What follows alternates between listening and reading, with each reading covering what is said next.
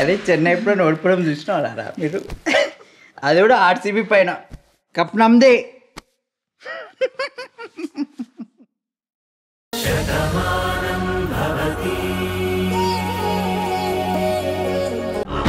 ఏం చెప్పను భాను, నిజంగానే నీలిమ నా మాటకి విలువిచ్చేటువంటి మనిషి అయితే నేను వెళ్తాను అందు. నేను వెళ్ళాలనుకుంటున్నాను ఆంటీ, వెళ్ళొచ్చా, మీరు నాకు పర్మిషన్ ఇస్తారా అని చెప్పి అడుగుండేది.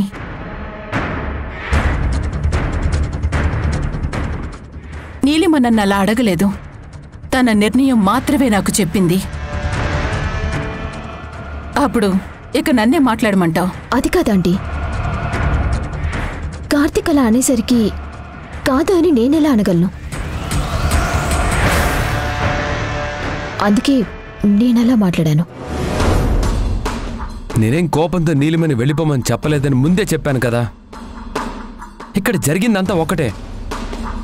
మనింటి సమస్యలో తను ఎందుకు ఇబ్బంది పడాలని ఆలోచించాను. కొన్నాళ్ళు తను దూరంగా ఉంటే అన్నీ సర్దుకుంటాయనుకున్నాను. అంతేకాని నిన్ను బాధ పెట్టే ఉద్దేశం నాకే కోసానా లేదు. అలా నిన్ను బాధ పెట్టలేను కూడా. నేను అతిగా అభిమానించే మనుషుల్లో మొదటి మనిషివి నువ్వు, రెండో మనిషి భాను. ఆ సంగతి నీకు తెలుసు కదా. ఊర్మిళ, నీలిమ మీద ఎవరికీ కోపం లేదు. అది దూరంగా ఉన్నంత మాత్రాన మనం వదిలేస్తామా? వాడేదో నిర్ణయం తీసుకున్నాడు, దాన్ని తప్పు పట్టడం ఎందుకు? నువ్వింత బాధపడ్డం ఎందుకు? అవును ఊర్మిళ, చిన్నప్పటి నుంచి పిల్లల ఇష్టాలను తెలుసుకుని వాళ్ళకి కావలసినవన్నీ చేస్తాం. అదే పెద్దయ్యాక నిర్ణయం తీసుకున్నామంటే మా నిర్ణయానికి విరుద్ధంగా ఎందుకు నిర్ణయం తీసుకున్నారు అని అడుగుతాం. అప్పుడు వాళ్ళ మీద ఉన్న ఇష్టం ఇప్పుడు ఎందుకు మారుతుంది? కార్తీక్ మనల్ని బాధ పెట్టే పని ఎందుకు చేస్తాడు? ఈ ఇంటి మనిషిగా ఒక నిర్ణయం తీసుకున్నాడు, దాన్ని మనము గౌరవించాలి కదా. నేనేమి అభ్యంతరం చెప్పలేదు కదండి. భాను నా అభిప్రాయం మాత్రమే అడిగింది, నేను అది మాత్రమే చెప్పాను. నన్ను క్షమించండి ఆంటీ, ఇంత దూరం ఆలోచించలేకపోయాను, అందుకే అలా చెప్పాను. ఇప్పుడు మీ నిర్ణయం ఏదైతే నేను దానికే తలంచుతాను. నువ్వు వెళ్ళటం నాకిష్టం లేదు నీలిమా, తర్వాత నీ ఇష్టం.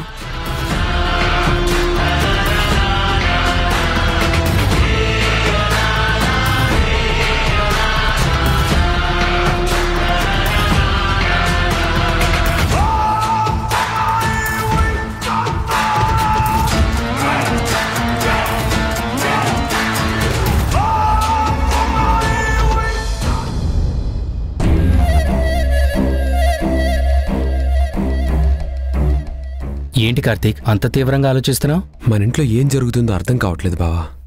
భాను మనసులో ఏముందో అస్సలే తెలియట్లేదు.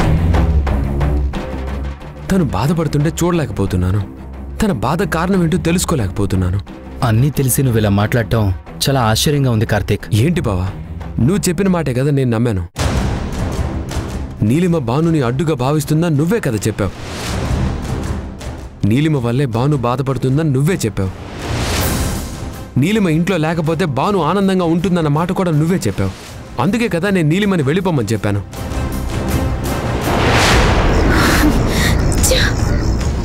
ఎంత పనిచేసావు పార్థం. నీ చెల్లెల మీద నీకున్న ప్రేమతో నేను ప్రేమించిన కార్తీక్తోనే నన్ను ఇంట్లోంచి వెళ్ళిపోమనేలా చేశావు. భాను నా మాటలకి భయపడింది కాబట్టి చివరి నిమిషంలో నేనిక్కడ ఉండగలిగాను. లేదంటే ఈ పాటికి నేను వెళ్ళిపోయి ఉండేదాన్ని. అసలు ఎంత ప్రయత్నిస్తున్నా కార్తీక్ భానుకి మధ్య దూరాన్ని పెంచలేకపోతున్నాను. భాను మీద కార్తీక్ ఉన్న ప్రేమని తగ్గించలేకపోతున్నాను. ఏం చేయాలి?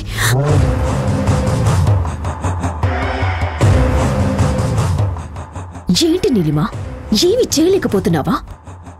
అంత చేతకాని దానివైపోయావా? లేక భాను నీకన్నా తెలివిగా ఆలోచిస్తుందా?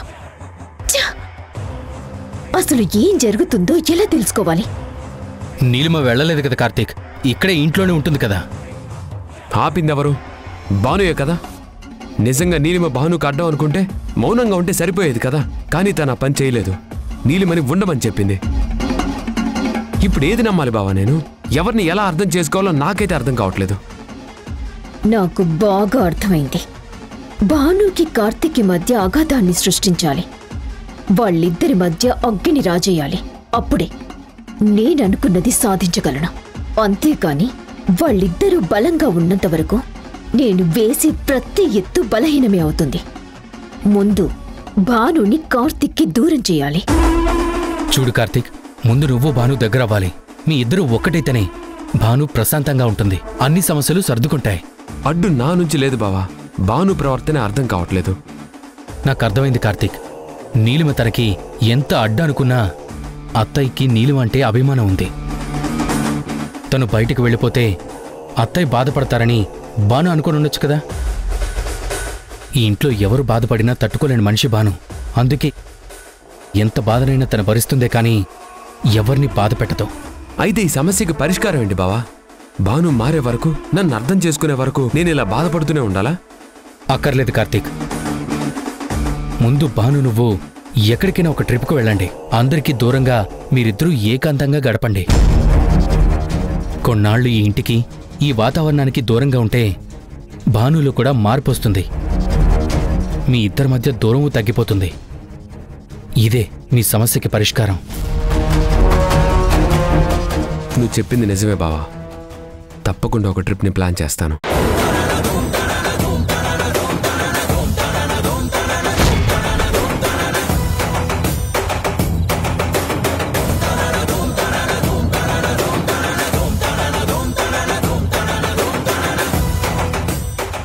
అబ్బా భాను, ఏంటి నాన్న, టిఫిన్ ఏమైనా చేయమంటారా? ఏమీ వద్దురా. నిన్ను చూస్తుంటే నా కడుపు నిండిపోతోంది. ఎంతలా ఆలోచించావో, ఎంత గొప్పగా ఆలోచించావో తలుచుకుంటుంటే నాకు చాలా ఆనందంగా ఉంది. ఇప్పుడు ఏమైంది నాన్న? ఎందుకు ఇంతలా పొగుడుతున్నారు? ఇంకేం కావాలి? నీకు ఆ నీలిమంటే ఎంత కోపమో నాకు తెలుసు.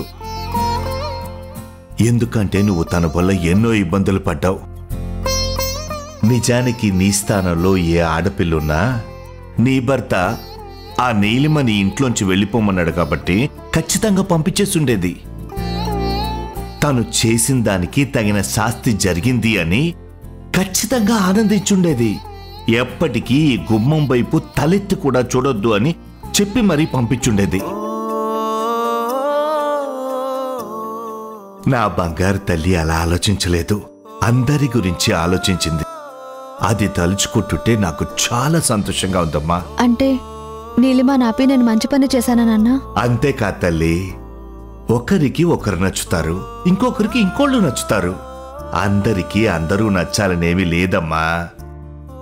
మనకు నచ్చిన వాళ్ళు చెడ్డవాళ్ళు కాదు. అది నువ్వు తెలుసుకున్నావు కాబట్టే అలా చేసావు. ఎవరు అవునన్నా కాదన్నా చెల్లెమ్మకి ఆ నీలిమంటే కాస్త అభిమానం ఉందమ్మా. ఆ అమ్మాయి ఇంట్లోంచి వెళ్ళిపోతే చెల్లెమ్మ బాధపడుతుంది. అది నువ్వు గ్రహించావు. తన మీదున్న కోపాన్ని మనసులో దాచుకుని చెల్లెమ్మ మనసుకి విలువనిచ్చావు. ఉన్నతమైన ఆలోచనలంటే ఇవేనమ్మా. ఇంటి కోడలుగా ఇలాగే ఆలోచించాలి. అందరి సంతోషం కోసం నిలబడాలి. ఇది మీరు అమ్మ నేర్పిందే నాన్న. మనం ఎంత బాధపడినా మన వల్ల ఎవరూ బాధపడకూడదని చెప్పేవారు. అందుకే నీలిమాని వెళ్ళిపోమని ఆయనే చెప్పినా అత్తయ్య బాధపడతారని ఆలోచించాను కాబట్టి అలా మాట్లాడాను. ఈ విషయంలో ఆయనకి కోపం వచ్చి ఉండొచ్చు. తర్వాత నేను ఆయనతో మాట్లాడతానులే నాన్న. ఈ ఇంట్లో అన్నింటికన్నా ముఖ్యం అత్తయ్య సంతోషంగా ఉండటం. చాలు తల్లి, చాలు. ఊర్మిళ నిన్ను కన్న తల్లిలా చూసుకుంటుంది.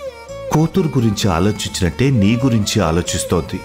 అది నా చెల్లెమ్మ గొప్ప మనసుకు నిదర్శనమైతే నువ్వు తన గురించి ఆలోచించడం నీ గొప్ప మనసుకు నిదర్శనం. అత్తా కోడళ్ళు అంటే ఇలాగే ఉండాలి అని అందరూ అనుకునేలా మీరున్నారు. చూడమ్మా, ఎవరు ఎన్నన్నా నువ్వు పట్టించుకోకు. ఊర్మిళ మనసులో ఏముందో తెలుసుకో. తన మనసుకు నచ్చినట్టుగా నడుచుకో. అప్పుడు ఈ ఇంట్లో ఎప్పటికీ ఏ సమస్య రాదు. సరేనా? చల్లగా ఉండమ్మా. జాగ్రత్త. నువ్వు చెప్పింది నిజమే నాన్న. అత్తయ్యతోనే అన్నయ్య విషయం మాట్లాడాలి. ముందు అత్తయ్య మనసు మార్చాలి. చేస్తాను, మారుస్తాను.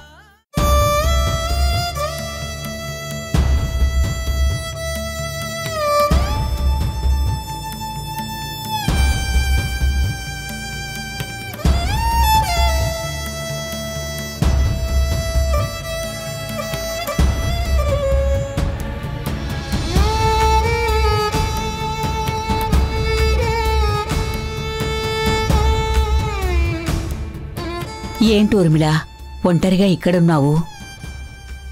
నేను ఒంటరిగా ఎక్కడున్నానమ్మమ్మా? అడు చూడు, నా కొడుకుని చూస్తున్నాను, వాడితో మాట్లాడుతున్నాను. ఊర్మిళ, అమ్మ అనే మమకారాన్ని నేను కాదన్ను. కానీ వాడు మనందరికీ దూరమై ఎన్నో ఏళ్లు గడిచిపోయాయి. ఇప్పుడు చాందిని కడుపులో ఆ ప్రాణమే మళ్ళీ పురుడు పోసుకోబోతుంది. ఇప్పటికైనా నువ్వు గతాన్ని మర్చిపోవాలి ఊర్మిళ.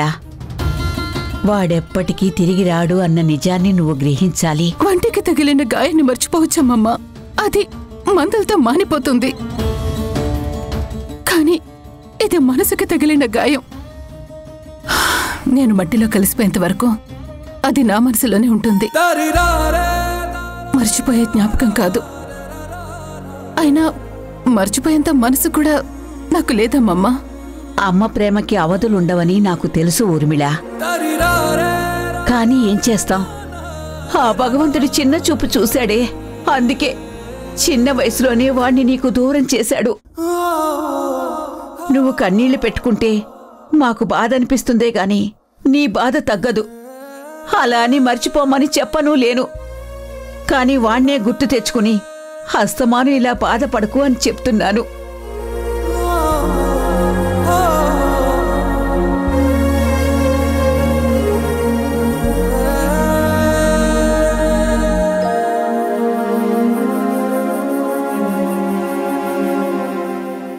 అత్తయ్య. ఏంటి భాను?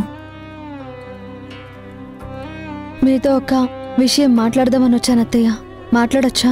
నువ్వు ఈ ఇంటి మనిషివి భాను. మనందరం ఒకటే అనుకున్నప్పుడు ఇలా అడగడంలో అర్థం లేదు. నాకు తెలుసు అత్తయ్య. కానీ ఇప్పుడు నేను చెప్పబోయే విషయాన్ని మీరెలా తీసుకుంటారో నాకు అర్థం కావడం లేదు. అందుకే అలా అడిగాను. నా పిల్లలు సంతోషంగా ఉండాలని నేను కోరుకునే మనిషిని భాను. మీ అందరి ఆనందం కోసమే నేను బ్రతుకుతున్నాను. కాబట్టి నువ్వు అడిగేదేదైనా సరే సరైనదని చెప్పి నేను అర్థం చేసుకుంటాను. అడుగు. మా శివ అన్నయ్యని మీరు క్షమించగలరా అత్తయ్య?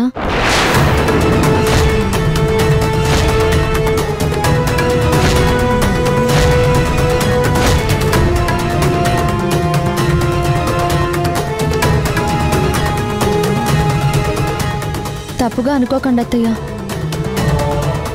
అప్పుడు రామోది శివది ఇద్దరిది ఊహ తెలియని వయసే. వాళ్ళ మధ్య స్నేహం ఉంది కానీ పగలు ప్రతీకారాలు లేవు. ఆ రోజు ఆటలో విజయం సాధించాలని నాన్న కోరుకున్నారే కానీ రాము అలా దూరమైపోతాడని కాదు. అందరికీ ఇంత బాధ మిగులుతుందని ఎవరూ ఊహించలేదు. ఎవరి ఊహకు అందకపోయినా వాడు దూరమైపోవడం మాత్రం నిజం కదా. ఆ బాధ ఇప్పటికీ నా మనసులోంచి వెళ్ళటం లేదు. అది తలుచుకున్న ప్రతి క్షణం నేనేమైపోతానోనని నాకే భయం వేస్తోంది. నాకు తెలుసు అత్తయ్య, ఆ గాయాన్ని మర్చిపోవడం అంత సులువు కాదని. కానీ ఆ రోజు జరిగిన దాంట్లో అన్నయ్య ఇది తప్పు లేదని మాత్రం మీరు గ్రహిస్తే చాలు. లేదు, తను తప్పు చేశాడని మీరు అనుకున్నా దానికి తగిన శిక్ష అనుభవిస్తున్నాడు. అదే అత్తయ్య, తల్లిదండ్రులకి దగ్గరగా ఉండాల్సిన వయసులో వాళ్ళకి దూరం అయ్యాడు. ఆత్మీయత అనుబంధాలకి దూరంగా వెళ్ళిపోయాడు. ఒంటరిగా ఎక్కడ బతికాడు, ఎలా బతికాడు, ఎన్ని కష్టాలు పడ్డాడు మనమెవరూ ఊహించలేం కదా. తెలిసి తెలియక జరిగిన తప్పులో తనకి భాగం ఉంటే ఆ శిక్ష అనుభవించినట్టే కదత్తయ్య. జీవిత ఖైదీకైనా శిక్ష 14 ఏళ్లే ఉంటుంది. కానీ అంతకన్నా ఎక్కువగానే మా అన్నయ్య అనుభవించాడు. అందుకే అడుగుతున్నాను, తనని క్షమించండి అత్తయ్య.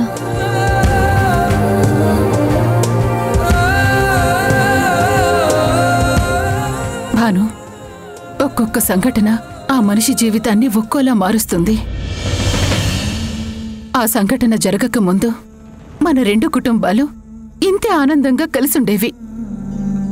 ఆ సంఘటనే ఇదిగో ఈ 2 కుటుంబాల మధ్య చిచ్చు రగిల్చింది. ఆ జ్వాల ఎన్నో ఏళ్లు నన్ను దహించింది. ఆ కోపంలో ఇదిగో మిమ్మల్ని అందరినీ శపించాను. అయినా సరే నా ఉక్రోషమేం తగ్గలేదు. కాని నువ్వు నీ సహనంతో నేను పెట్టిన బాధలన్నీ కూడా సహించావు. నీ మంచితనంతో ఇదిగో మా అందర్నీ మార్చుకున్నావు. ఇప్పుడు మళ్ళీ మన కుటుంబాలు కలిశాయంటే దానికి కారణమే నువ్వు. నీ గొప్పతనాన్ని నేనెప్పటికీ మర్చిపోలేను. అలాగే ఏంటండి మీరిద్దరూ ఒంటరిగా ఎక్కడ మాట్లాడుకుంటున్నారు? ఏముంది నీలిమా, అత్త కోడళ్ళం, ఒకే ఇంటి మనుషులం. నా తరంలో బాధ్యత నేను తీసుకున్నాను. ఈ తరంలో బాధ్యత మొత్తం ఈ భాను తీసుకుంటుంది. మా మధ్య మాటలకి కరువే ఉంటుంది. ఇప్పుడు బాధ్యతల గురించి ఎందుకండి?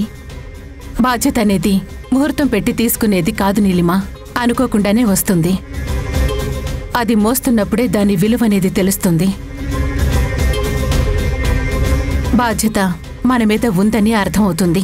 దాన్ని గనక వదిలేస్తే దానికి బాధ్యులైన వాళ్ళని కూడా వదిలేయాల్సొస్తుంది. సహనంతో మోస్తేనే బంధాలన్నీ కూడా కలిసుంటాయి. అందులో కోపాలు, చిరాకులు అన్నీ ఉంటాయి. వాటిని సహనంతో భరిస్తేనే అవి ప్రేమాభిమానాలుగా మారతాయి. మా భాను ఆ బాధ్యత తీసుకుంది కాబట్టి ఇప్పుడు ఈ ఇంట్లో భానుకి ఈ స్థానం లభించింది. నేను అడిగిందొకటైతే మీరు ఇంకేతో సమాధానం చెప్తున్నారాంటీ? నీకు సంబంధం లేదు నీలిమా. అన్ని విషయాలకి సమాధానం నీకు చెప్పక్కర్లేదనుకుంటా. ఇక్కడ రహస్యాలేమీ మాట్లాడుకోవట్లేదు. కుటుంబ విషయాల గురించి మాట్లాడుకుంటున్నాం. అత్తయ్య ఆరోగ్యం గురించి మాట్లాడుకుంటున్నాం. దాన్ని నువ్వు అనుమానపు కోణంలో చూడకుండా ఉంటే మంచిది. అత్తయ్య, మళ్ళీ మాట్లాడతాను.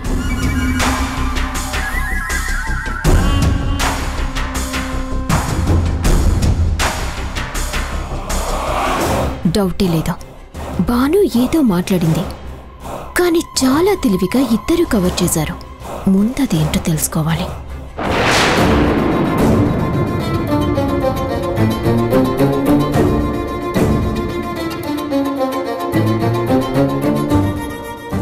అత్తయ్య మనసులో ఏముందో తెలుసుకునే లోపే నీలిమ వచ్చి చెడగొట్టింది. అసలు అత్తయ్య ఏమనుకుంటున్నారు? ఎలా రియాక్ట్ అవుతారు? అది తెలిసే వరకు నేనేం చేయలేను. వదినా, చాందిని, వదినా రా. వదినా, ఇది ఎలా వచ్చింది? బానే ఉందా? బాగుంది, కానీ అప్పుడే ఇంత స్వెటర్ అల్లేసావా? అవునదినా. ఇక్కడ నుంచి వేరే కలర్ వేయాలంటే ఏం చేయాలి? ఇదుందా, ఇదంతా ఈ ముందు వేసేసుకుని ఇక్కడ నుంచి దీన్ని ఇక్కడ వరకు అల్లుకుంటూ వెళ్ళాలి. ఇంతేనా? సరే వదినా.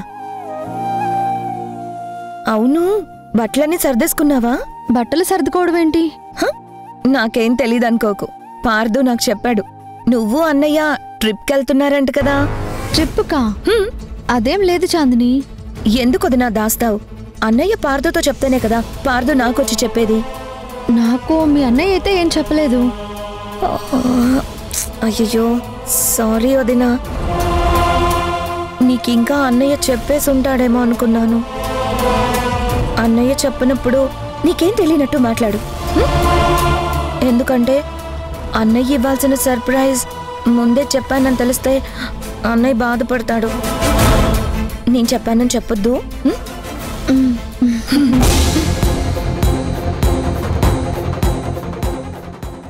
బయటికి వెళ్ళడం ఏంటి?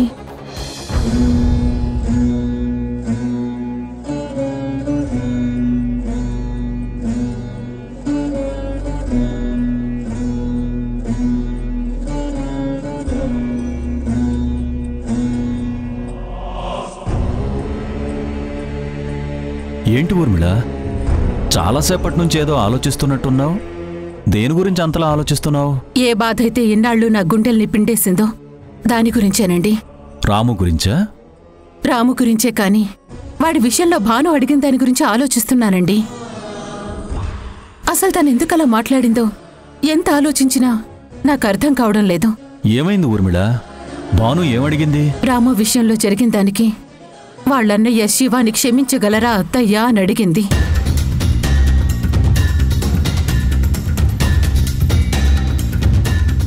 అవునా? ఎందుకలా అడిగింది? నీ నిర్ణయం భానుకు చెప్పావా? లేదండి.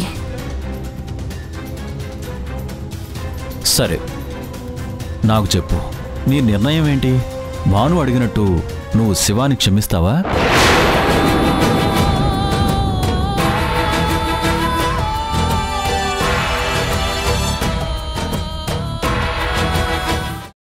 ఏంటి భాను, నువ్వేం చేస్తున్నావు నీకైనా అర్థం అవుతుందా? అసలు ఎందుకు ఇలా ప్రవర్తిస్తున్నావు నీకైనా తెలుస్తుందా? అసలు ఇప్పుడు ఏమైందండి? మీరు ఎందుకు ఇంత సీరియస్గా మాట్లాడుతున్నారు? అమ్మ అన్నట్టు నిజంగానే మా మీద పగ సాధిస్తున్నావా? మీరంటే నాకు ప్రాణం. పగ ఎందుకు ఉంటుంది? ఏం జరిగినా మన ఇద్దరం సంతోషంగా ఉన్నామని అమ్మ ఊహించుకుంటుంది. కానీ మనం నలుగురిలోనూ కలిసి ఉంటున్నాం, 4 గోడల మధ్య విడివిడిగా ఉంటున్నాం. అవన్నీ అమ్మకి తెలియదు కదా.